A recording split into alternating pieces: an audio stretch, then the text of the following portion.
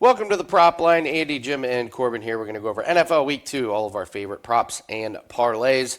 No time to waste. Let's get into it. If you guys could, hit the like button, leave us a comment. We like reading all the comments, but hitting like button and leaving a comment really helps the algorithm out. So let's jump into it. We always want to get in the habit of checking the weather. And after last week when we said there won't be any concerns for weather, we had 2 games go to weather delay because of lightning. We'll say it again.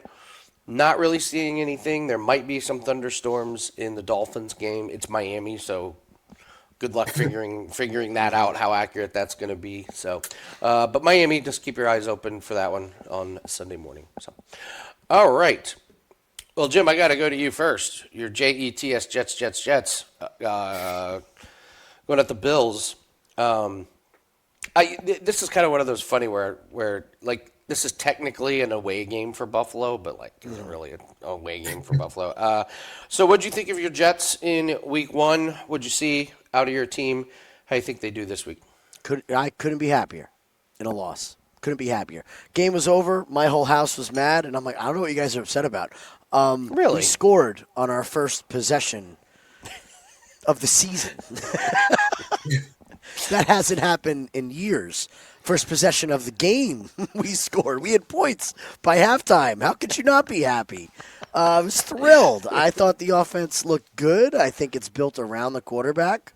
I love the fact that the coach made no muffs about it, no pun intended, and cut the punt returner, Xavier Gibson. That's it. So So funny. he wasn't lying, man. Do your job or we'll find somebody else that will. And he is a Parcells lineage guy, and he sure coaches like him. All right. Well, I'm excited going into this week. All right. What props do you like? Jets-Bills matchup. Here's what I saw. Coming from a Jet fan, we've never been able to cover the tight end. 7 receptions to tight ends last week. I am staring at this number on Dalton Kincaid. Dalton Kincaid looks healthy. He's got a connection with Josh Allen. With the disappearance of a lot of their offensive weapons this year, now we're looking at who is the guy. So we have Shakir, Coleman's emerging, but it sure seems to me like Dalton Kincaid is going to be a focal point here. I actually like his yards at 29.5. I think he'd get there in 2 receptions. I wouldn't be shocked to see him in the end zone. Absolutely love Dalton Kincaid against us this week. We'll get to how to play against the Jets going forward, but this falls right into my category, which we'll get to in the Things That Suck segment. Other than that, Will McDonald to have a sack. He tallied 2. The guy looks like he has been coached up. He's got multiple moves. We have a future on Will McDonald, so we're happy with 2 sacks in the beginning of the year. And how could you not talk about Breece Hall? It sure looks like they're going to focus on it. And again, we'll get to the Bills' defense in the Things That Suck segment. So that's where I'm sitting at with the Jets. Corbin? We all know my favorite play and what I'm going to. It's we're going to keep riding it. It's greedy Josh Allen. Just keep doing it every single week. He's either going to get one on the first possession when he knows all the eyes are on him and be like, yeah, I'm the guy. And if it gets to the 3rd or 4th quarter and he hasn't had his moment, he's like, oh, God, I haven't had my publicity photo shoot This of the is week. so great. Let me Let me just jump over the whole defense instead of letting the running back run in, just so he can do his little pose and he can be like, I'm the man. Everyone will forget it by a few hours away, but he had his moment, so don't worry. He had one one in each head-to-head last year. Mm-hmm. Is this game big enough for him to care about it? Again, it's always the primetime games where I feel like he's most likely to want that camera time to just show off his flex of the week. But I think he'll want this game. So I think he'll want his star moment. So I'm going to go continue to go with Josh Allen to have a touchdown. And then I'm quite worried, quite honestly, because I have 4 receiving plays and I love all of them. So I'm hoping one of you two will talk me out of at least a couple here. So I'm going to try and whiz through them. James Cook, over 12.5 receiving. Last year, blowout win, didn't have any receptions versus the Jets. That was my one concern, is if the Bills just run over the Jets and the Jets go back to being how they normally are. He had 5 receptions last week for 58 yards. Jets are quite good, it seems, versus the run last week. Warren only went for 27 with 11 rushes. Gainwell got 19 yards on 7. Warren got 2 receptions for 22 yards. I think they are going to get James Cook involved, and 12.5 seems like an awfully low total to me. So that's my first one. My second is Palmer over 33.5 receiving or over 2.5 receptions. I'm torn between the two. 5 receptions last week on 9 targets for 61 yards. So it's like double basically what the line is. The problem I have is that I don't know if Allen's going to be throwing the ball as much as last week. Well, firstly, I don't think he is going to be throwing the ball as much as he did in that shootout last week. But still, like, that's a huge jump from what I think could be a really productive player for them and still quite low totals. Next two are Jets players. Hall over 18.5 receiving. I was kind of worried he only had 2 receptions last week for 38 yards. So he went over the yards, but not the receptions. Had a long of 33 yards. His longest is 11.5 this week. That was another angle I was looking at. I think the Jets are going to be playing from behind. I think they're going to have to check it down to Hall and get him involved. Slightly confused. I would have to dig into the numbers a bit more. In the head-to-heads last year, he had one monster game where he had 5 receptions for 56, and then the other he only had 1 reception for 8. So I'm not sure what changed between those games, but that's something, if I'm going to take this prop more seriously, I'd have to look into. And then my last one in this game is I have to go for Garrett Wilson over 59.5. Like, it just seems too low to me. It's over 4.5 receptions.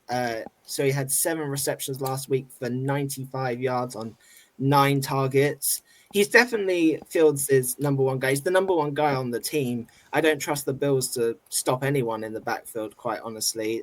The Bills are 9th worst versus the pass, and 59.5 seems like an awfully low total for a guy with so much star power like Wilson. So I'm hoping one of you can at least talk me off some of those 4 that I just mentioned. I would be just a touch worried about the Brees Hall receptions. I have him big in the running game. I have him real big in the running game. He looked like he had his explosion back, and I think that's where he's going to be most useful in that. There was a couple surprises. Kenneth Walker, Zach Charbonnet, that was another backfield where one guy looked really, really good, and the receptions and stuff changed. So, Corbin, I don't know if you have been doing any of the ladders, but I like this Brees Hall ladder up. See, I thought about it, but again, it's for me, I'd have to see more of Brees Hall running through more than one game because he struggled the whole of last year. I need to at least see it for at least more than one game. But then I also have the Jets in my head playing from behind. So I'm like, how much are they going to be running the ball if the Bills are going to be up? That was why I went that way. So. That's interesting. I think the Bills' defense is bad. I think this is going to be a close game throughout. So I think they keep using Brees Hall. I mean, I love this 5-1 on him. They're going to commit to that running game as much as they possibly can. They know that Fields throwing the ball 40-plus times is not going to lead to success, even if they're down. They're not going to risk destroying the kid and destroying his momentum. They have to run the ball. Have to. What worries me about the Brees Hall thing is that if we're using him in the running game, we could see Braylon Allen getting those receptions and the tight ends on these screen plays. We saw a couple of screens. We didn't see like the typical screen plays to the running backs. I thought it was interesting that they made a very conscious effort to get the tight ends involved and get other people involved, but still focusing on Garrett Wilson. So yeah, the Brees Hall for me as well, Corbin. I would stay away from that one. You guys have any opinion on the other 3 that I mentioned quickly? Or I'll explain that in my segment. Okay, you'll understand. We'll park that for the minute then. I'm all over this Jets team total over 19.5 for that Bills defense, just way too banged up. And Corbin, you mentioned Josh Allen. James Cook at this price is just, you have to play it every week. 15 out of the last 19 games he scored. He scored in both games against the Jets. It's just rinse and repeat. You're playing these guys every single week. So, all right. Let's move on to the Giants and the Cowboys. I think the Bills and the Jets probably is the game I had the most props in. Yeah. I don't have a whole lot in this one. So, Jim, what do you think? I don't know what to expect. I want to say Tyrone Tracy has a good game. It got away from him against Washington. I don't think they could really commit to him. I think this is a wake-up call for the Giants staff, how bad Russell Wilson really is at this point in his career. And I do believe if they want to win games, they're going to have to commit to getting Tyrone Tracy the ball. I would be looking at his rushing and receiving. I know that they got Cam Scatterbo, but the kid is not ready to be a bell cow back in the NFL. They're going to put him in for pass protection. They're going to put him in here or there.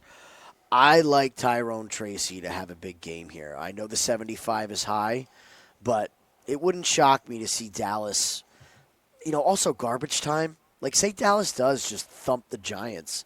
Tracy's going to be one getting these dump-off passes, and we know Russell Wilson. He's not interested in getting hit anymore. Okay, so I would look at Tyrone Tracy. Other than that, I really can't figure out this Dallas offense other than, CD. I guess you can look at Pickens' longest reception. But I got to watch both these teams in week 2 to really commit to anything and see what they are. Corbin? I have a same game parlay on my favorite angle of this game. The only I had 2 other props. Russell Wilson over 14.5 rushing. There's already calls for Dart to come in and replace him. Like, you have to feel like this is his last opportunity as a starter. If he gets benched for Dart, nowhere else is going to take him as a starter. He's going to be desperate. He's going to use his legs. He ran 8 times last week for 44 yards. Line's only 14.5 this week. Seems a bit... I don't understand why it's so low to me. I was expecting more in the 20s. I think he's going to be desperate on the run. He's going to have to make something happen. I think he can get over 14.5 in a couple of rushes, quite honestly. And the second is Aubrey over 1.5 field goals, minus 120. He made 2 last week, 2 in each of the head-to-heads last year. 14 out of the 17 games he went over this total last year. Now, that obviously was with backups, so I could kind of see that he's not going to go over 14 maybe this year because they'll find the end zone more often. My one problem with this prop is whether I think the Giants can get any stops against this Dallas offense, which is probably going to keep me off officially playing it, but it's definitely, I'm going to come back to Aubrey in future weeks. Just, I don't have any faith in the Giants to stop them, but I think he could still easily go over 1.5 field goals. So I like, God, he's got a leg and a half on him. Boot, man. exactly. It's if they get a insane. stop anywhere from like midfield, it's like, Aubrey's going to have a go. So Yep. All right, move on to the Jags and the Bengals. Corbin, coming right back to you. What do you like in this game, if anything? I have one parlay piece that I will mention in the alt game. The only other one I wanted to bring up, but I'm not going to play, is Chase Brown receptions. It really hurt me last week. It was one of my favorite plays on the board. He only had 2. And I was like, I'll just come straight back to it this week. But there's reasons why I'm not going to come back to it. And it's mainly around the odds. So he needs 4. They bumped it. They bumped it to 3.5. Yeah, so he needs 4 to cash a plus money play. So he had 3 targets and 2 receptions. And I was like, what is he just to have 3, which was the line last week? And it's minus 250. You can get an alt on his receptions. And I'm like, I can't lay minus 250 on a guy to have 3 when he only had 3 targets last week.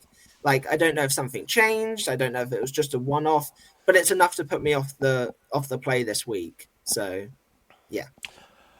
Jim, do you like anything in this game? Brenton Strange. Trevor Lawrence loves this guy, and nobody wants to talk about it. He has loved him since he walked through the door in Jacksonville. Racks up 59 yards last week. This line's only 35.5 against this Bengals secondary. If the Bengals, the Jags defense isn't good either. So I expect some points in this game, man. I think they're going to be throwing the ball, and there is no other option but to get the ball to Strange because Lawrence loves him, absolutely loves him. They're still trying to figure out what Travis Hunter, what stage he's at right now. 33 yards, rookie, all that. I like that number on Strange. A little sprinkle on him to score, too. I wouldn't be shocked to see him get in the end zone. Only other thing that I have is the passing or the completions, 26. Just think Burrow is going to need to get that offense going. I mean, they even though they won, they just looked anemic against Cleveland. It was a bad look. So I think the Jacksonville might have thrown people off the scent. I don't think they're that good. That Carolina team is just really bad. So I would look for Burrow to get that offense going again. Browns and the Ravens, huge spread, biggest spread of the week. Corbin, any props you like in this one? Yeah, this might be my favorite play on the board. I mentioned it last week, and I mention it every time he starts, but Flacco over his pass attempts. 37.5 this week. He started really slow last week. He didn't have that many attempts going through the first half, really, but then he really stepped on the gas and ended up with 45. You mentioned the spread. They are going to be playing from behind, I suspect, and that means that Flacco is going to be launching the ball all over the place. Ravens typically quite good versus the run, but can give up some in the passing area. Yeah, I love this. I'm just going to keep riding Flacco over his pass attempts every single week until I see something that makes me change my mind, which didn't. So It's already up to 38.5, and you're still taking it. So I am. You're still playing it. yeah. Jim, anything you like in this game? I think the tight ends get featured in this game. Coincidentally, a lot of tight end props this week that I actually like. So, Yeah. look, the Ravens defense. They have Kyle Hamilton, the best safety in the league. Yet they're horrible against tight ends. I don't understand it. Maybe it's just how they play him, but it seems like Njoku always has a big game. They got him right now as his yardage is what I can get 40 plus at minus 116 on Njoku. Flacco first week, I wouldn't say that he looked comfortable. The offense still is just kind of like, what the heck are we? Without the Nick Chubb running game that they had. I would expect them to figure out a couple things, and this is a divisional opponent who they've seen before. So if you ask me which divisional opponent has to come up with a new idea of how to defend, it's the Ravens. It's not the Browns. The Ravens really don't know what the Browns are going to do without Nick Chubb and that dominant offensive line. We all assume it's going to be passing after we saw what the Bills did. So I like Njoku. I think he has a good bounce-back week after kind of being a non-issue. I quickly want to mention this play. I'm going to throw to Andy rather quickly, but Njoku burned me last week. That was actually my favorite play on the board. And then Fannin, I think is how you say his name. Yeah, completely showed up and took everything that he had with 7 receptions on 9 targets. And his line is only 3.5 receptions this week. That kind of feels like maybe it's like one we can jump on quickly before the books adjust, because 3.5 on a guy that got 7 is quite a thing. I'll throw to Andy because he's the one that actually brought it up to me earlier this week about it. Yeah, so. he was the one that killed the Njoku play. I didn't expect it much, but 7 receptions. I mean, Fannin was very, very productive in college. He went to a smaller school, so that's probably why he was off of the radar. But he's good, and I'm sure he surprised everybody. I don't know what the game plan will be, but I would. I'd say 3.5 seems very low on a guy that got 7, and I'm expecting them to throw the ball even more this week. Well, you're right. If Flacco throws the ball 45 times again, exactly. He's gonna be in there. Okay. I have nothing in this game really. Just I don't know. Derrick Henry anytime touchdowns minus 205. It's crazy to think, but it is a parlay piece. It just it just keeps hitting. So. We will move on to the Rams and the Titans. To me, this is a prop wasteland. I have nothing. Oh, I got a great one. Okay, Jim. Go Kyron for it. Williams. Okay. How many times do we have to scream Kyron Williams? I know it's minus 175 for him to touchdown score, but it's just Kyron Williams. Like, stop asking. Stop. The Rams are always going to give this guy the ball if they're inside the 15-yard line. They're going to run it at least once to him. Every time. So he just gets all the work, man. He gets all the work. I'm a big fan of Kyron. I think he's very underrated. You said it last week. It's like every year, there's be somebody replace him, and then there he is. And nobody talks about him. And then at the end of the season, he's got 13 touchdowns. Yeah, it's true. If they're going to keep it under minus 200, I'm going to play it. Corbin, you like anything? Yeah, I'm going to look at Stafford not to throw an interception. Titans don't get that many interceptions. They only had 11 last year on the whole season, which ranks 19th. He didn't have one last week. He didn't really seem to put the ball in much danger from the bits that I saw last week. My one concern is last year as a whole, he had 8 with interceptions, 9 without. So it's kind of one of those Is it worth trying to pick this week as a week that I think he's not going to have one? Because it's kind of one of those. It's hard to predict interceptions sometimes. I like the Loves and the Herberts where you can ride them for the whole year. So it's whether I want to pick and choose this match to play him not to have an interception. And then Cam Ward just really sucked. And it's not going to build any confidence. It's not going to build any confidence going into this week. The Rams defense looked quite good last week. It's a question of if I was going to play it, how would I? I was looking and he only had 12 completions. He was sacked 6 times. I was going to go to Jim and ask if there's any sack props in this one. You read my mind where we were going. Go ahead. He had 0 rushes last week and he fumbled the ball. So he was bad on basically all fronts. Which is the best one to fade him? And I figured sacks might be the best way, which is why I was going to throw it to Jim. So when we get players out for sacks, yes, I will be looking long and hard at this. It sure looked to me like the game is too fast for Cam Ward right now. And that's okay. He's a rookie. The game is fast. We've seen this over and over and over again. Now, he did go up against the Broncos, who we're going to get to as well.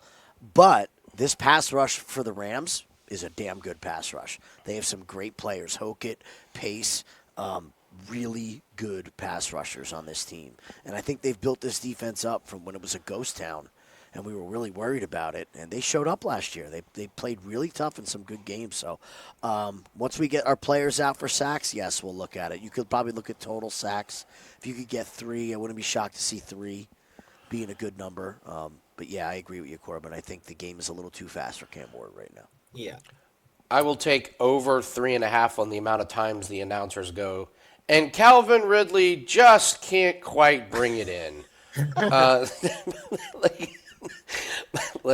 I'm sorry, Calvin. The ball has to be perfect for Calvin Way to help Ridley out your rookie quarterback. To right? get it. Yeah, that's my favorite prop in this one. Calvin Ridley just can't bring it in. All right, move on to the Bears and the Lions. But real quick, I want to tell you guys, NFL Week 2 props and parlays pack is up 8-6 last week. I keep saying we do 8-6 every week. We're going to be really, really happy at the end of the year. Our volume is pretty high, but any play that we have for Sunday and Monday included is just going to be in one pack. So one pack, you get all of our props, you get all of our parlays.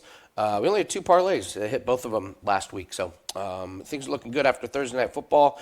Just missed a plus money play on defense, but we hit Jordan Love to not have an interception. We got home on one of the first legs of our parlay. So you want to play the same NFL plays that we're playing, jump on board with us. There's one pack that gets everything, and you'll see plays coming in throughout the weekend. So if you get the pack, just expect more plays to come out, the more and more props that they release closer to game time. So that is over at Wager Talk, WT.buzz/AL. Bears and the Lions. This is like the storyline game of the week. This is a lot of fun. There's a lot going on here. Jim, I'll go to you first. What do you think of Bears and Lions? So my question is who is this more of a revenge game for, the Bears or the Lions? These are so silly. The revenge game can be They're fun gonna beat sometimes. it into the ground this week. NFL Network is going to beat it into the ground. This is the most bloodthirsty game that we're going to see all season when it's just simply an offensive coordinator left.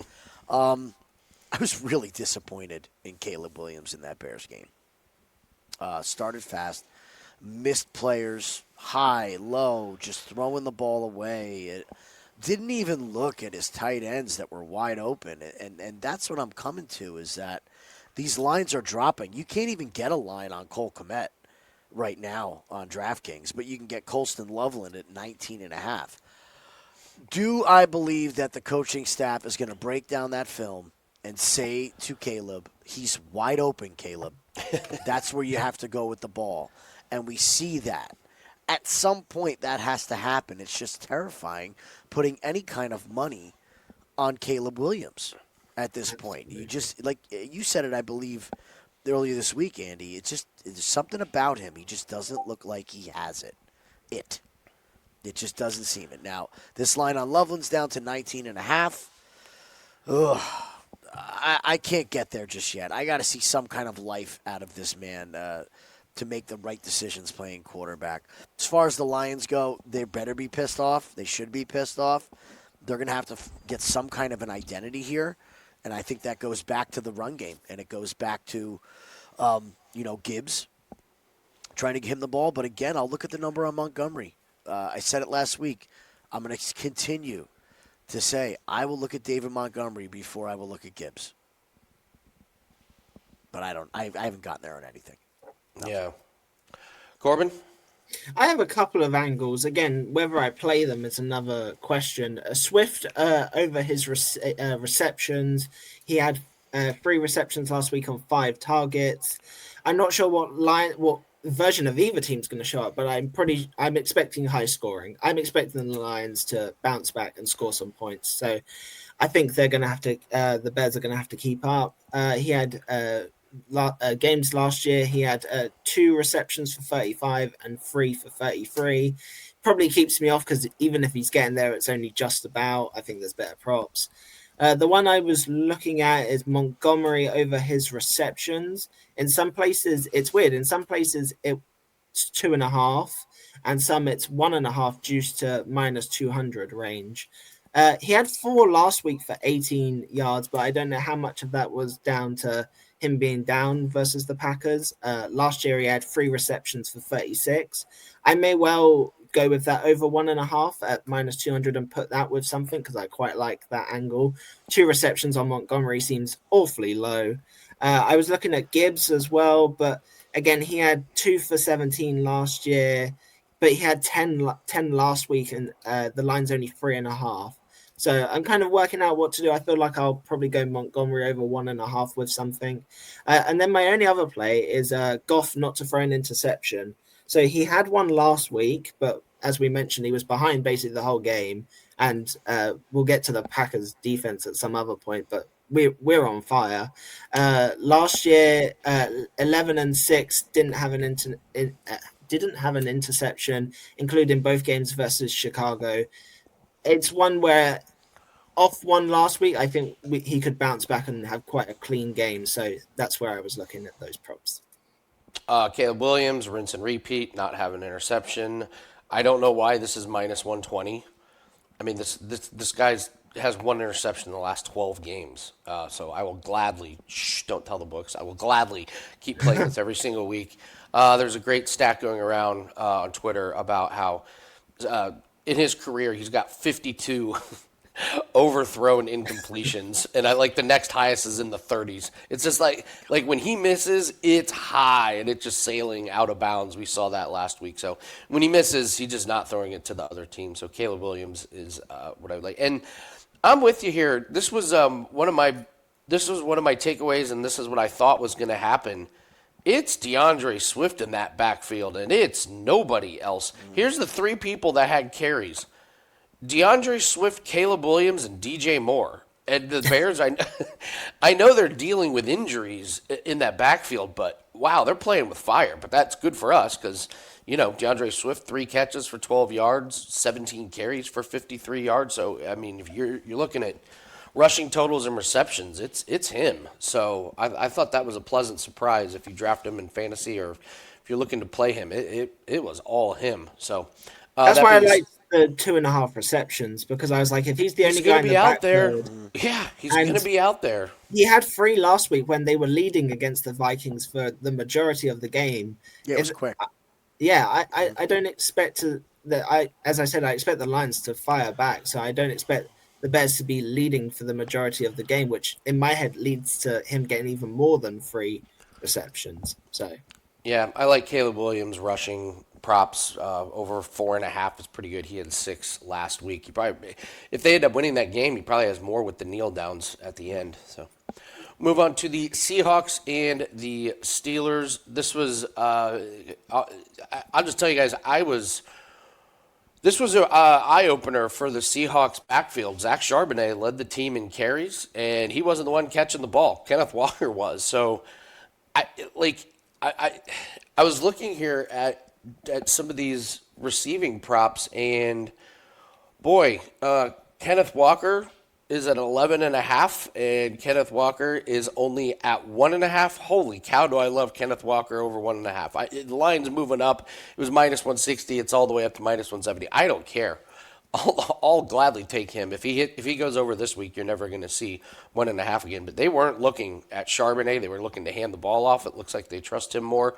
And Kenneth Walker was the one that was out there getting the passes. So, Corbin, what's your take on this game? Well, I was right there with you with Walker. That I circled that one with a extra couple circles around it this week. Over 1.5. He had 3 last week. Darnold loves a check down. Steelers are quite good versus the run, it seems. So tends to lead to more passing in the backfield. And Charbonnet didn't even have a target, so there's that. And then there's one place we got to go. We got to go to the passing props. My boy Aaron Rodgers flew back. I mentioned it last week, and you two started giggling like little schoolgirls. We did. Oh, you mentioned Aaron Rodgers. Oh, da. I want you to enjoy this while it lasts. I want you to enjoy this. I'm okay with it. I'm here for it. Bring it. But I want you to enjoy it now.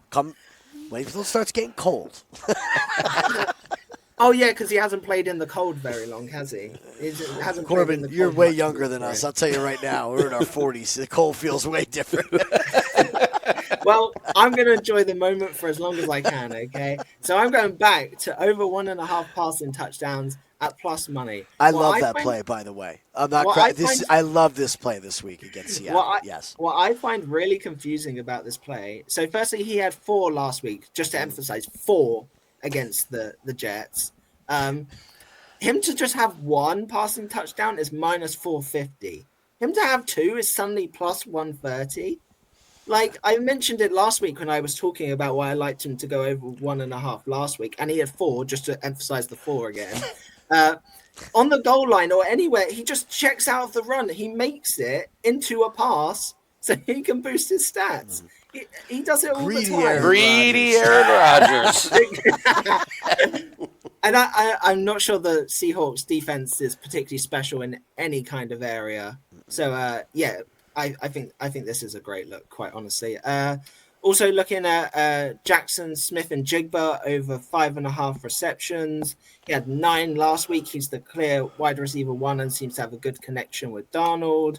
My worry is that the Steelers just shut him down because he kind of seems like their only real threat. Like, when I think of the Seahawks now, I don't really think of anyone else particularly doing anything. Cooper Kupp seems to be anonymous. Like, it's just like...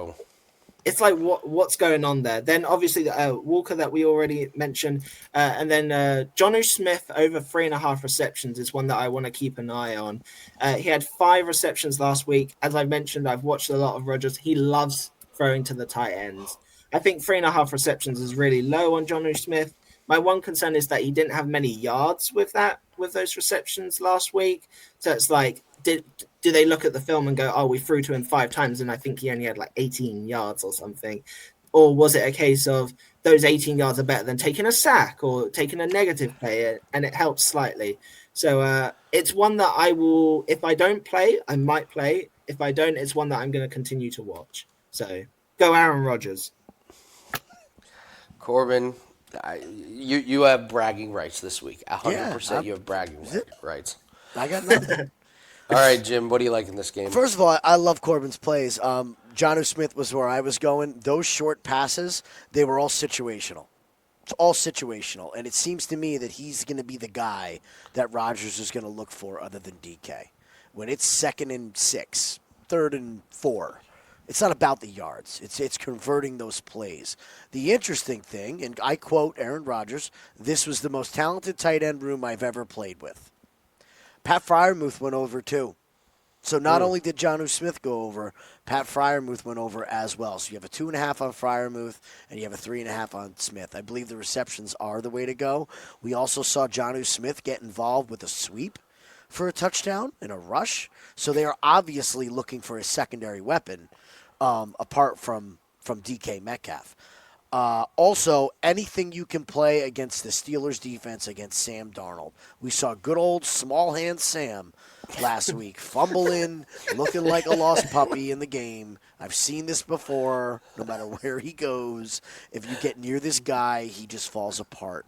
I like TJ Watt to get a sack in this game. Sam's going to be under pressure, turnover.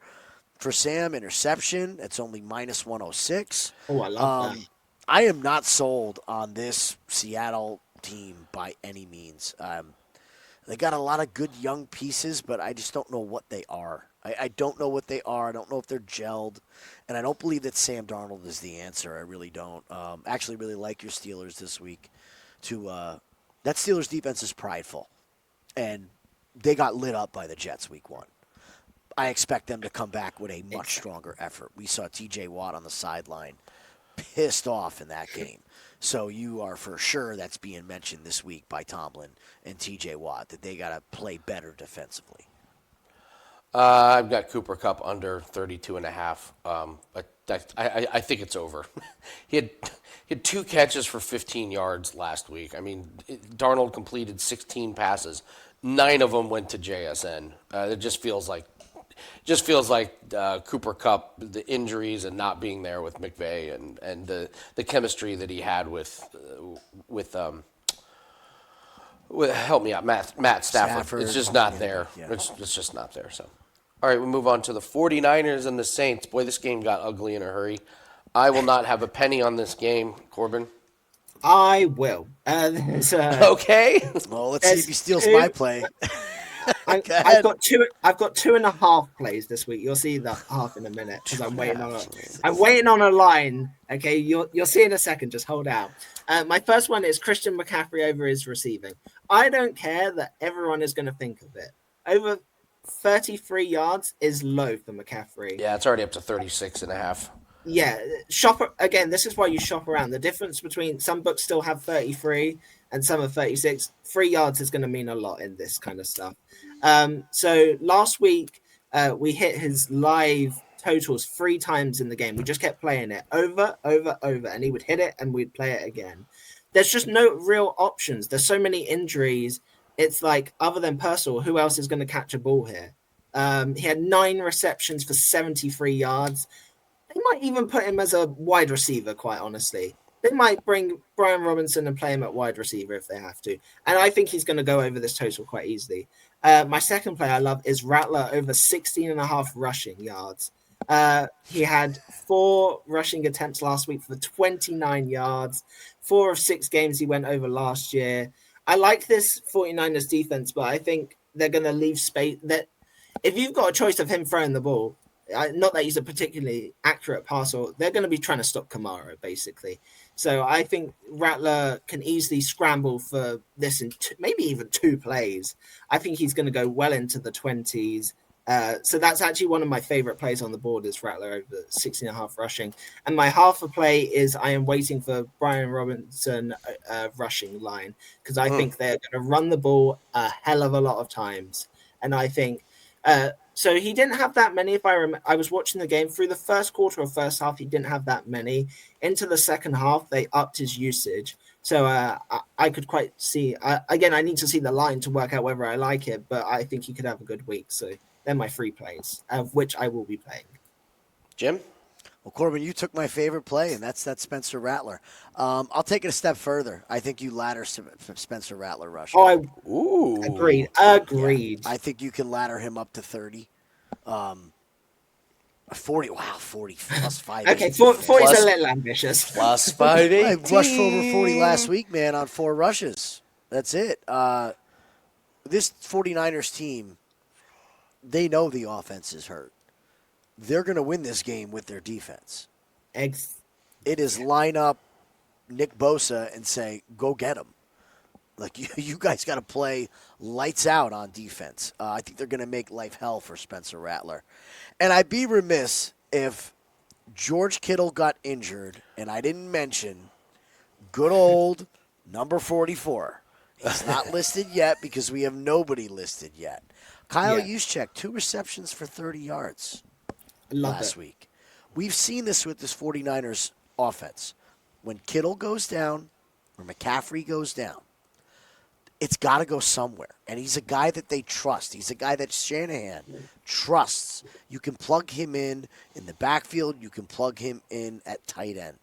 I don't think they're going to trust, who's it, the other tight end? Tonga, I believe. Yeah, he had a couple of receptions. He had a couple receptions and a touchdown, but I don't think he's a fix-all. You go to what you know, and that's George Kittle. When one of these guys go down, you're going to get, right, Andy, 2 plays a game going to Kittle? You're going to get 2 where he's wide open. was wide open. Now, can Mac Jones find him? That's our question. So Who knows? We'll see. But when we see Kittle use check pops come out, I'm interested in those. Bosa to get a sack, by the way. Love it. Patriots and the Dolphins. Dolphins just look completely inept. Where is that? Jim, I'll let you go first. I'm just quickly trying to scroll to this Tua to throw an interception. I mean, plus money. Jim, he was throwing it right to the defenders last week. I mean, right to the defenders. Yeah, Did I like you see that the one. press conference? Tua, No. Why is it that when you throw, turnovers, they come in bunches? That was so And funny. he goes bunches. Wow. I turn over. That's harsh, guys. It's like, Tua, it's the freaking truth. But Well, so was your play on Sunday. it's just ugly for him. It's ugly for this team. I think they're a total fade. Tua interception. I like it, Andy. Do you have anything else before I jump No, in? go ahead. That's all I had in this one. Corbin, since you stole my play, I'm going to steal yours. It's just keep playing Hunter Henry. God damn it. You just keep playing Hunter Henry with his receptions, his receiving yards. It's the Hunter Henry show in this offense. Mac Jones loves Hunter Henry. Absolutely Jones? loves him. Or not Mac Jones, excuse Drake me. May. Drake May. Drag me. Loves Hunter Henry. Absolutely loves him. And it just seems like this offense funnels targets and yards to this guy over and over and over again. We're looking at 34.5 against this Miami defense. Yes, please. 3.5 receptions, I believe, as well. Yes, please. I'll take Hunter Henry however I can get him every week for this team. Corbin? Well, yeah, he stole my favorite play. Over 3.5 receptions, or you can get him to have 3 receptions at minus 220.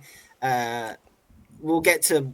I've got him in an alt piece coming up, so I'll save that for that. 2 other plays that I was looking at, but I don't think I'm going to get to. Henderson over 32.5 rushing. I think he's going to take over this backfield. Whether it's good enough to be this week, I don't know. The Dolphins are not great versus the pass, but they're quite decent versus the run. He had 5 carries for 27 last week, but he also had 6 receptions for 24 yards, which I found quite interesting. So that's one that I'm going to monitor. And then I really want to find a way to fade A-Chain. Like I hear all the time, it's A-Chain this. He's got the speed. He's good at this.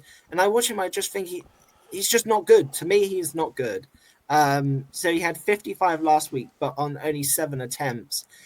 It's really weird. He didn't have that many in the first half, and then they were down big, and then suddenly they did run it another 5 times with him in the second. And I don't know if the defense was just like, oh, we'll just let him rush because we're so far ahead. He can just run it for 10, 15 yards. It's not going to make a huge difference. The Pats aren't great versus the run, so that's what's going to probably keep me off. But I would love going forward to find a way to fade this man because I do not think he is worth the hype. I will just add in, keep your eye on Kayshon Boutte.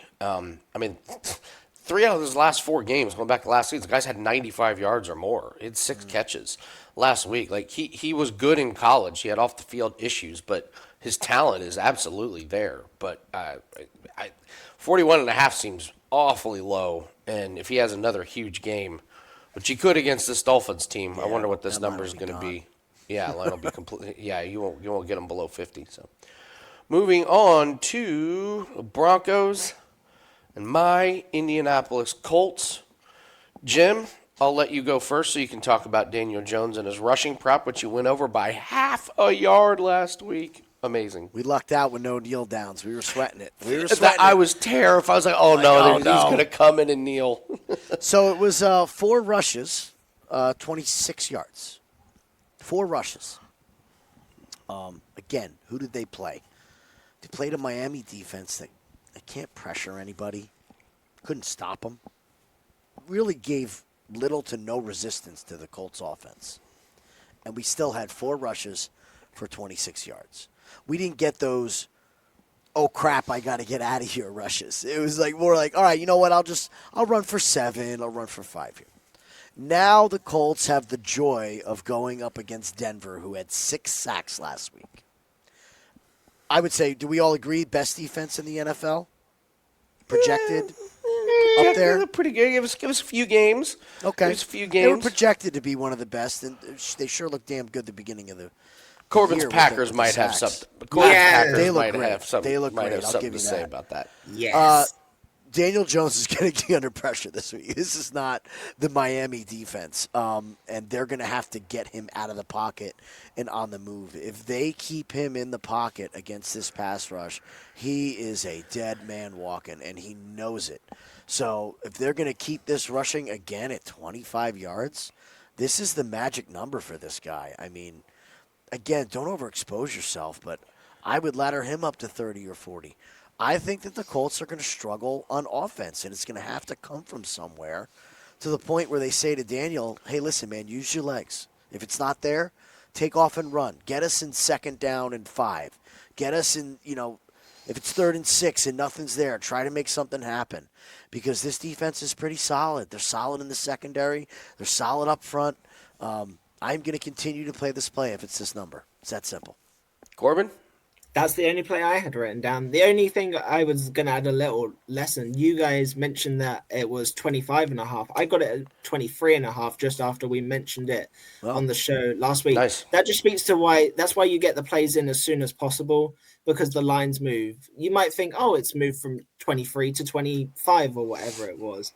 And, it's only 2 yards. But that 2 yards can make an awful lot of difference, especially when these totals are under 25 or 30. So, yeah. Only a lesson to try and lock these plays in sooner. So this is the difference between your books over there and our books. You can't beat the prop lines over here, Corbin. We will get shut down immediately. If you I'm telling you, you beat these lines, you actually have to, on purpose, wait. Because if I were to play that 23.5 and I were to do that 5 or 6 more times, no more prop bets for old Andy. That is why you make sure you have a lot of books and you spread it around. That's right. I do, but there's only so much I can do. Only so Still much. watching. Yeah. The absolutely horrific, anemic Carolina Panthers go to Arizona. Corbin, coming right back to you. Anything you like in this game? I have got 3 plays. One of them I will save for my alt play. I want to talk about Connor anytime touchdown. Amen. And I am actually going to be a contradiction this week. Whoa. Wait, or at least I want a discussion about it. So originally I wrote that I'm going to keep riding it, but I was concerned with his performance last week. He didn't run particularly well. His touchdown was a reception as opposed to actually rushing it in. 8 games last year, 9 he didn't. So if you played this in every game, you would lose money. Do we now, because we hit it last week, do we take the 1-0 and just disappear and say we made money on a touchdown? Because if we played it a whole year like we did, or if he has the same results he had last year and we continue to play it, we'd end up either around the same point or losing slightly. So my question was, do we just take the 1-0 and just be happy and get out of it? I think you play him against bad teams. And this Panthers rush defense was awful. Like they're really, really bad. So yeah, you're playing the Broncos, probably not. But fact is, he had 12 carries and 4 catches last week. So that's just a lot of usage, man. If he's going to touch the ball 16 to 20 times against this Panthers team, where they're probably going to be up and they get in close. Yeah, I still think it's worth playing this week, Jim. Yeah, I mean we have a that- future on him as well, so it's like, do you want to double up against the future as well? So that was my. I'm not saying don't do it. I just wanted to discuss it. Sure. See him getting a receiving touchdown. I like it even more. He had one in the head-to-head last year as well. Yeah, I love the fact that they said this ain't working, but it's got to go to Connor. They said that. Like, okay, look for the running back. Look for Connor. It's the end zone. So I think you stick with it. That's going to be a theme for us this year is just going to what works and sticking with what works. And then my second player I just want to quickly mention that I'm looking at is Bryce Young over 16.5 rushing. Similar theme to why I like the Rattler. I like this one less. 5 rushes for 40 yards last week. Went over 7 games last year. I think he's going to have to run to make stuff happen, quite honestly. he's still fighting for his job. He's still trying to prove so much. I think he's going to have to run to make anything happen against this Cardinals defense, who I don't think is great. So I think he can have success. Jim? I really don't have much in this game, to be honest with you. That's it. It was just Connor for me. Is there anything fade Rico Dowdle? If there is, just let me know. Just leave it at I think that. I saw props on him earlier. I saw on I'm DraftKings they have his looking under his longest rush, but whatever. Yeah, he doesn't run very long anyway. I remember playing him on the Cowboys. He's not good. He's not good. I had him on a fantasy team, and was he awful to watch. So Just keep in mind with this game too, though.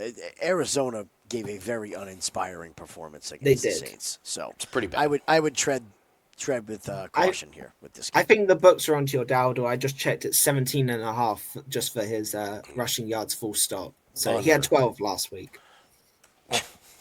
12. Under. Great. Yeah. All right. Let's move on to the marquee game of the week. Eagles at the Chiefs. Who wants to get it out of the way? There's nothing you can do. Yeah, there's nothing you can do about Xavier Worthy. It sucks. You can't. There's nothing you can do with him. We don't know if he's gonna play or not. Even if he does play, you're not putting anything on him. It sucked, but we move on. That sucked, but I think to me the more concerning one was actually Pacheco. Didn't get the opportunities. Looked terrible. He was off the field on big downs. It was really, really alarming, and I think this Chiefs offense is in real trouble. I mean, there's only so much you can do when Hollywood Brown's your number one, aging, almost retired Travis Kelce is your number two. Mahomes is great. Reed is great.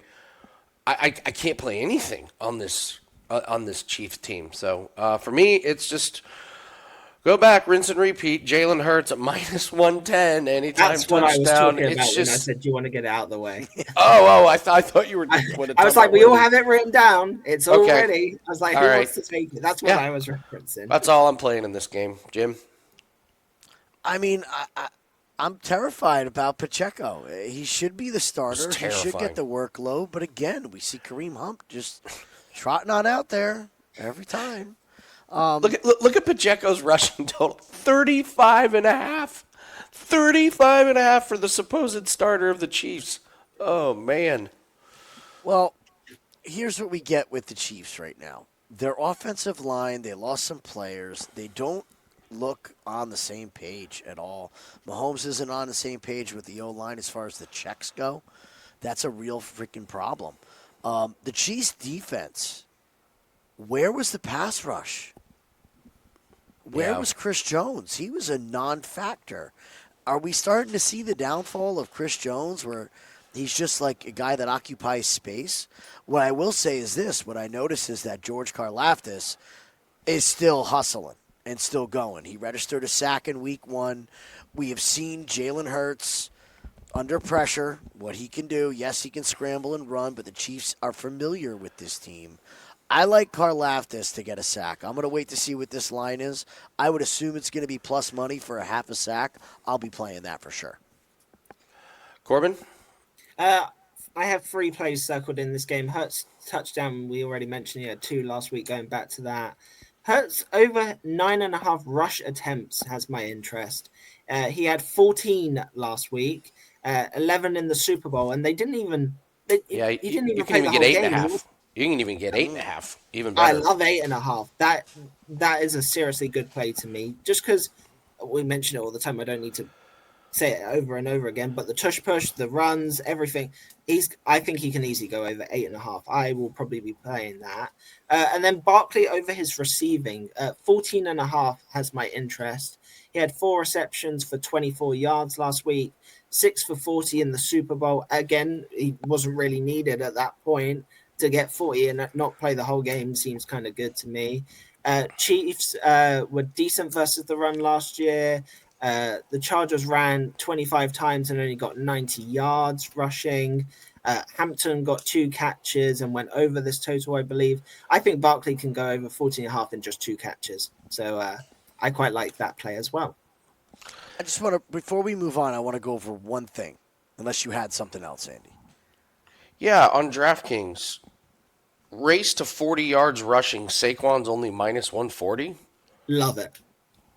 I mean, Hurts is who's even getting? Oh, Hurts. Who's even Hurts. getting to 40 yards on the Chiefs? So yeah, he's probably fighting his teammate on that one. You could probably take both of them. Yeah. At plus 400. Yeah, sprinkle on Hurts and Yeah. yeah. So, what were you gonna say, Jim?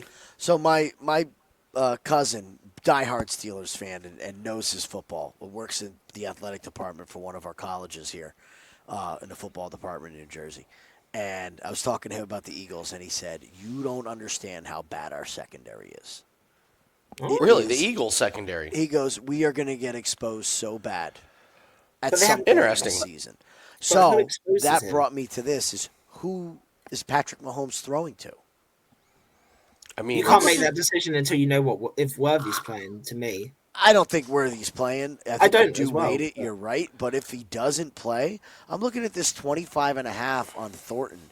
He had a good amount of targets. Like, obviously, there's something there that Mahomes sees that he wants to go to him. he's the only Brown, healthy Kelsey, one. Yeah. He's the only one yeah. not limping off the field or He's the holding only one shoulder. with young legs, like everybody else. Like 25 and a half could look like a steal. I mean, they're going to get a week to work here with Worthy out. Don't be shocked to see that name mentioned in this game. All right. Moving on, almost through the games here. Falcons and the Vikings. I don't know if it gets better than. I don't know. I've peaked with my J.J. McCarthy predictions when I said Bears to score a touchdown when J.J. McCarthy underthrows an out route. I think I might go back to J.J. McCarthy interceptions. He just needs one. And it's plus money. I mean, all you need is that one rookie moment. Like, oops, I was a little late on this throw, or oops, I overcooked it, or whatever. So I McCarthy over. But Corbin, I want to come to you first. These rushing props are interesting. What's going on in this Vikings backfield? But Jordan Mason's their number one. It looks like. Yeah, which is kind of why I only have one prop written down, but it's kind of linked to Aaron Jones. Well, it's his receiving over 20 and a half. I mentioned it last week. I think he's going to be the receiving back. I think that's going to be one of his primary jobs now with Mason there. He had 3 receptions for 44 yards last week. And what I like about Jones is not just that he catches the ball, but he's quick. He's really nimble on the outside. He can break tackles. He can get this in 1, even 2 catches. And I think that's how they're going to have to utilize the backfield, particularly Jones versus the Falcons. That's the only angle I had this week. Jim? That's a great angle. I love that angle. Absolutely love that angle. Other than that, I got nothing in this game. You read my mind. I thought that was the big surprise was that Jordan Mason got the run. I'm sitting there watching that game going, what? Is Jones hurt? Like, why is it not him? But it was effective. I agree with you on McCarthy. I think he is going to throw a lot of interceptions this year. I think you can't go right back to it. What'd you guys feel about that Minnesota defense? I know they woke up in the second half, but to me that was more Caleb Williams being just bad. And there was guys running wide open through that secondary. I mean, wide open. Yeah. That overthrow to DJ Moore should have been a touchdown. He had Cole Kmet 39 yards down the field and sails it. If he completes those passes, that stat sheet looks different. I think we feel different about the Vikings. I would be looking at Drake London if that's the case. Yeah, check the injury report, but they got props out for him, so he should be good to go. I like this Penix over 9.5. He rushed 6 times, had that touchdown run, so that could be interesting. I'm probably not going to play because I don't think he did this once last year, but he was just making his first starts. But now that he's got full training camp and everything, he seemed a lot more comfortable to run. So, all right, let's move on to Monday night. Buccaneers and the Texans. Our boy Baker just keeps throwing 2 touchdowns. Just get plus money. Such a beautiful thing here. Jim, you like anything else on this one? Well, I think this is going to be a y'all must have forgot game here for Mr. Mike Evans. Oh. Who's the shiny new toy in town? Mbuka, right? Look at his line compared to Evans. They're going to line them evenly.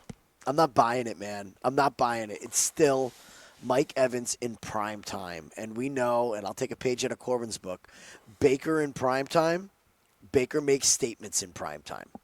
He goes to his guys. He gets his guys in the end zone. The other guy who always shows up in prime time is Cade Otton as well. We have a He's had Cade some Otton sighting. monster games, right? Like it's like you always forget about Cade Otton. Then you check the stat sheet, and he's got 9 receptions for 73 yards and a touchdown. And he's on the waiver wire in your fantasy league. Meanwhile, your tight end has 2 catches for 11 yards. He's just the forgotten man, and now that we have the shiny new toy again, we got to wait for some more props to come out for the rest of these guys. But 30 for Cade Otton, 69 for Evans. Evans anytime touchdown. Baker to throw 2. It's the same old set it and forget it with the Buccaneers, man. I don't like anything coming out of Houston. Houston, their defense did not play up to par. Their pass rush was not up to par. I was very, very unimpressed with Houston. You're getting some crazy numbers on some of these props. I mean, if you think this Texans defense is not all that, which it should be, but I mean, you're getting minus 10 on Bucky. You get plus 140 on Evans. Yeah. There's some really nice ones. Otton's Corbin, you what, like plus anything? 400? Yeah. Only the Baker 1.5 and the Fairbairn field goals for the Texans. They're clunky on offense. Just keep playing Fairbairn over his 1.5 field goals. And we move to last game of the weekend because, what we really need is a 10 o'clock Monday night football game in our lives. Did I see Michigan with the State Raiders has in it? Yeah. Did you see what was it? Michigan State kicks off at 11 p.m. I will not be staying up for that one. Yeah. Good thing you're not a State fan there, Corbin. Chargers at the Raiders. Corbin. Herbert, no interception. Just keep playing it over Minus and over 180. and over. This one they might be on to us on this one. You know what? Put that with the Bucks plus 10.5, and then you have it down to playable range. I like these props when they're minus 180. I love playing alt spreads of anything. I've used them before. Like I like the Bucks plus 10.5, Falcons plus 14.5. Like all of these, you just add and it brings it down to a playable number. But I'm going to continue to play that. Looking at Hampton rush attempts, not going to play it this week. I got burned on the Najee Harris last week where they were like, oh, it's going to be an equal opportunity. He's going to play it, and then just didn't appear at all. So I need to sit and wait on that one. Jim? This Raiders team, we just play Geno to throw a pick every game? Oh, Like that's every a good game? one. Like the man is just so turnover prone. And I don't think he really has the offensive line that he needs to not get skittish. We saw some great numbers from the Raiders offensively. Bowers for 5 for 103. Jacoby Myers, the other guy that everybody forgets about, 8 for 97. Easily goes over. A Michael Mayer sighting of a game, 4 for 38. I mean, Geno's spreading the ball around, but he's very turnover prone. Very, very turnover prone. I liked what I saw from the Chargers. I'm still a little worried about their left tackle situation. Hopefully Herbert can stay healthy because what we've seen from Herbert is he's not really super durable. He's always banged up with something later in the season. But I liked what I saw from them. Defensively and offensively. I thought they were going to really struggle on defense. And, man, they had Kansas City figured out. They really did. So, Geno interception. Keenan Allen being the guy. I know Ladd McConkey's great. What do you think about this 47.5 on Allen? To me, it seems a little low. Really? He looked great. They made It's a just conscious chemistry. effort. They're just going to just throw chemistry. the ball. Yeah, maybe I want to see him again because that was a very different type of offense. I mean, Harbaugh's run, but then he just they let Herbert loose and got him going. I'm waiting for Jacoby Myers props. Jacoby Myers. He's their number one wide receiver. I think Bowers is a pass catcher. Bowers looks to be banged up this week. Jacoby had 6 for 97. He's just always underrated. He knows how to get open. Geno's going to find him. So when I get I'm hoping that Jacoby's in the 50s. I would love that. So, but other than that, that's all I got in this game. Corbin, you like anything? Just besides the Hampton? I already did my 2 bits. Yeah. All right. Well, we're coming to you. We've got Which one are we Same. going for first? We'll do the alt universe. So walk us through this alt play, then we'll do the same game parlay. We'll finish up Yes. with things that suck. Perfect. So we're going to start off with Burrow and Trevor Lawrence, both to have a passing touchdown. I think both these passing defenses suck on both teams. I'm really not high on Trevor Lawrence, but it's the Bengals, and I think anyone could throw a passing touchdown against the Bengals right now. Each had one last week. I like both of those together. That piece on its own is minus 350-ish. Then we're going to go to my favorite piece. Hunter Henry, 2+ receptions, 15 games, 2 he didn't. He went over this. Tight game, issues running the ball. I just keep playing Hunter Henry. It's a great parlay piece. As I mentioned earlier, you can also use 3 receptions. I will probably use both, quite honestly. And then McBride, 5+ receptions. When he had 6 last week. 12 games he went over 4.5 last year. I expect them to be passing quite a lot this week. Harrison can take some attention away from him. Panthers could end up being quite a close game. They didn't look convincing last week, either team. So, yeah, I'm going to continue to ride those pieces and minus 119 for those together. All right, in your same game parlay, we're going to the Giants and the Cowboys. Yeah, I struggled with the same game parlay this week, actually, but I mixed in 3 plays that I love, basically, that all happened to be in the same game. I'm really high on Javonte Williams after last week.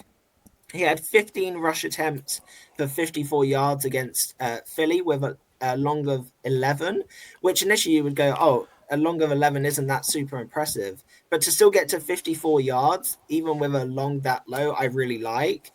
He had 2 touchdowns last week. I'm expecting the Cowboys to be up or at least competitive. I don't see how they lose by more than 7.5 to this Giants team. Giants are awful against the run. The Commanders ran for 220 against them as a team, which cashed. I did the Commanders team total rush last week, and I think Williams is going to have another great week. So plus 135, I love this play. So, All right, and the segment is things that suck, and these are things that suck, and how can we attack the props betting market? So, Jim, what were 2 things that you noticed that suck? Well, here's what I noticed about the Jets, and specifically their secondary, is Sauce Gardner is getting the Darrelle Revis treatment. So if anybody remembers with Darrelle Revis, it was just don't throw at him. Just don't throw at him. And you brought this up a year ago about his interceptions problem. Take his under. They just don't throw to him. How are you supposed to get an interception if you're just looking where he is and going to the other side? On the other side of the field, we had Brandon Stevens, who looked lost yesterday. Looked bad. Had an interception, hit him right in the hands. He fell down, slipped on the turf, gave up a touchdown. It was flagged for pass interference twice deep. I'm going to attack the Jets secondary this way. Obviously, I'm going to be watching the games, being a Jet fan, and whoever Sauce Gardner is shadowing, I'm going to take the opposing wide receiver facing Brandon Stevens.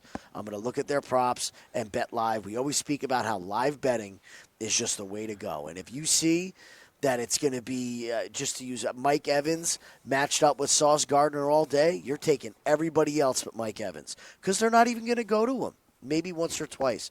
So I believe that's the way to attack this Jets defense. The safety play was very poor as well. We had a missed tackle by the safeties twice that led to big plays. So apart from Sauce, it's looking kind of ugly in the backfield. I don't think this needs an explanation here. The Bills' rush defense. If the showing wasn't bad enough, now they're going to be down Ed Oliver against the Jets. The Jets are a committed running team. Now, you got to decide for yourself how you want to attack this with Breece Hall, Justin Fields, Braylon Allen, Isaiah Davis. All these guys are seeing time running the ball. But across the board, that Bills rush defense, I mean, they were getting blown 4 or 5 yards off the ball. And I know it's the Ravens, and I know it's Henry. But you guys watch the game. Was anybody touching Henry like 5 yards down the field? It was like he was running free through the line. So I'm going to fade these guys. They got their best defensive tackle that's out now. I'll be looking to fade them. And injuries. We went down this list beforehand. Austin Eckler with the Achilles injury. You absolutely hate to see it.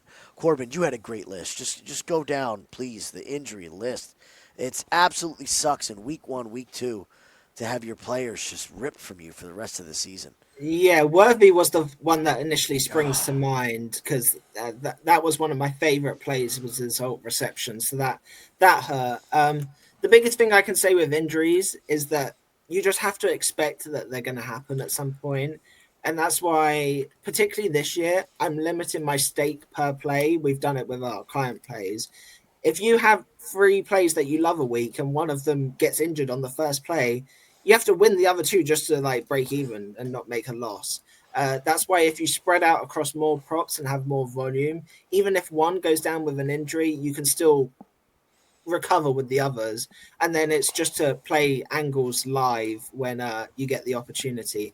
Last week, some of the injuries on the 49ers set up for the McCaffrey receiving yards, which I mentioned. You can target these props live when you see stuff like that happen. I did the same with Reed last night. Reed went out, played Kraft over his receiving total at the time, smashed it. So really it's those. Andy might remember the list of who else is injured, but like It's Kittle, Purdy, Jenny, Kittle. yeah. Well, I mean, Worthy. They're just, they wreck props and they change things. I mean, 49ers went from being like the easy number 1 team to pick in survivor pools to now you're not doing it. So. All right, that's going to do it for us. Once again, guys, NFL Prop Pack is up, wt.buzz/AL. Every prop, every parlay, every NFL pick that we have for Sunday and Monday is going to be included in this. 8-6 last week. Very happy with that. Looking for another profitable week. Don't forget to hit the button on the way out. Leave a comment. Tell us what you like this week. Good luck on all your bets this weekend, and take care. Good luck.